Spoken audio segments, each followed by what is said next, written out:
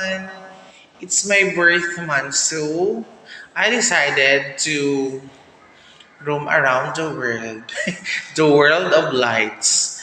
I'm here in the world wherein lights were made of different, what you call this, different shapes.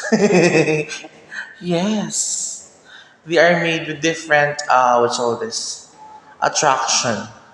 Yes, different action, ha? Siyempre. They comes from different sizes and shapes, so therefore they are of different attraction, right? Oh, charis lang. Pero guys, kapag mag-speak ka ng English, doon ko maano, ma-throwback yung college years with my favorite teacher na si Miss Bispersieras. Talagang gusto grabe. Ang galing niya mag-English, guys. Pero, naloka talaga ako.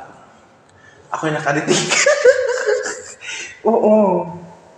Di ko talaga maiwasan yung yung mag-throwback pagdating sa English. Kasi ang galing talaga niya. She's my idol kasi ang galing niya.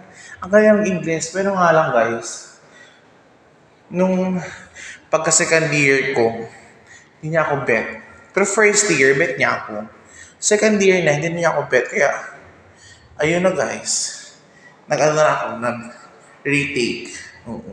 Pero hindi yung retake guys na pumapasok kami with the lesson. Ang ginawa lang namin is, meron siyang binigyan na project, pero, my God. I can't, what you call this, forget that moment. Akala ko guys, na makapag-graduate dahil dun eh. Kasi, Diyos ko, of all the subjects, dun lang ako nagkaroon ng realization na talagang, change is constant. Kasi nung una, close naman kami. Pero meron kasi isang pangyayari na kinagigimbal ng kanyang kalamnan. Kinagigimbal? Oo. Buong kalamnan ha, not just sa mind niya, pero sa soul din. Kasi tagos sa kanyang yung katauhan talaga yung nangyari.